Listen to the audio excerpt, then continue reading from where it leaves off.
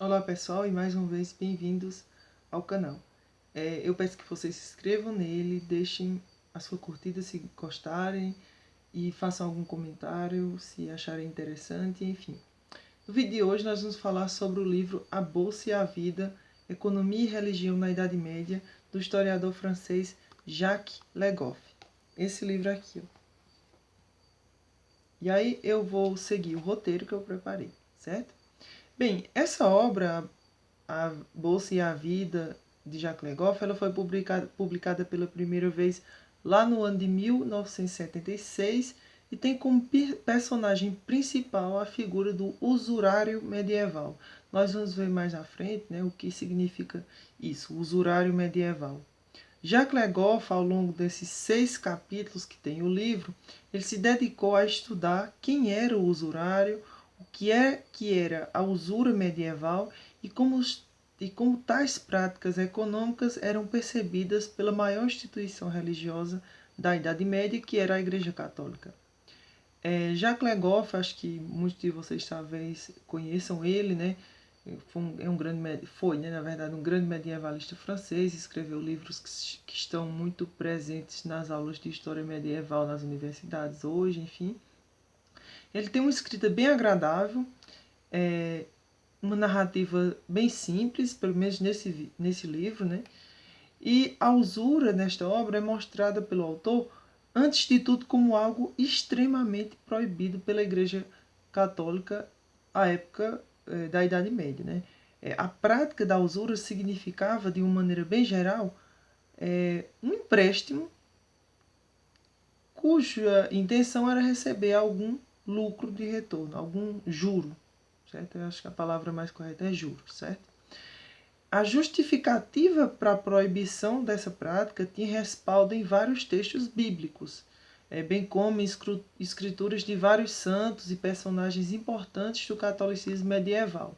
E aí, ao longo do livro, né, A Bolsa e a Vida, Jacques Le Goff vai trazendo vários exemplos de textos bíblicos e textos de santos que justificavam a proibição da igreja da prática da usura.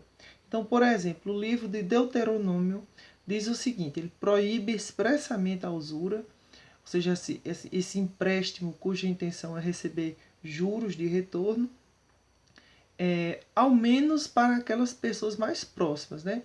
Ao tempo que libera, entre aspas, a prática da usura para as pessoas estrangeiras. Ou seja, você pode praticar usura para os estrangeiros, mas para as pessoas mais próximas a você, o livro de Deuteronômio, em uma parte, proíbe.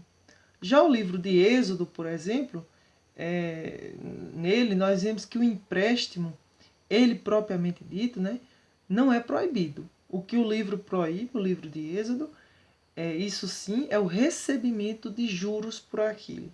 Desde que a pessoa recebesse o mesmo valor que emprestou, tudo bem. Ou seja, usura não é um empréstimo em si, é você receber juros de retorno.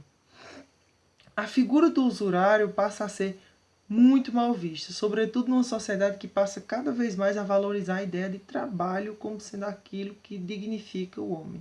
Isso ocorre, de acordo com Jacques Le Goff, sobretudo a partir do século XIII. Jacques Le Goff caracteriza o século XII e XIII como sendo o que ele chama de Idade Média Central.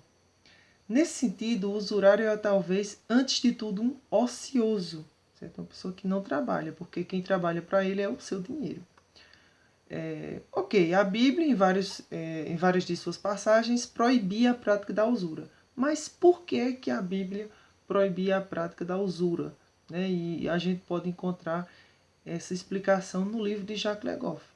Uma das explicações para a sua proibição trazida por Jacques Le Goff é a de que o usurário, o que pratica a usura, era visto como uma espécie de, entre aspas, ladrão do tempo. É como se ele se apropriasse do tempo que existe entre o momento em que ele faz o empréstimo e aquele em que ele recebe de volta o dinheiro com juros. É uma questão de tempo, mas o tempo, né, de acordo com a tradição cristã, não pertence ao usurário, o tempo pertence a Deus. Então, de acordo com a crença da época, e isso era defendido pela Igreja Católica, é como se ele, o usurário, roubasse algo próprio de Deus, que é o tempo. ele vende um tempo ao devedor para que ele possa, nesse espaço, né, temporal, adquirir o dinheiro emprestado e o valor do tempo vendido, que seria os juros, né? Jacques Legoff escreve sobretudo a respeito do usurário cristão, mas existiu também, claro, os usurários judeus, por exemplo. E o usurário judeu, ele é ainda pior visto, certo? Além da sua condição de usurário e todas as suas implicações, ele também era judeu. Logo, uma espécie de, entre aspas, deicida, diz Jacques Legoff, do mesmo povo que teria, entre aspas, matado Jesus Cristo. Então, vocês imaginem, além de ser usurário, ele também era judeu. E como a gente sabe, de acordo com a tradição cristã, os judeus teriam sido os responsáveis, entre aspas, pela morte de Cristo, enfim.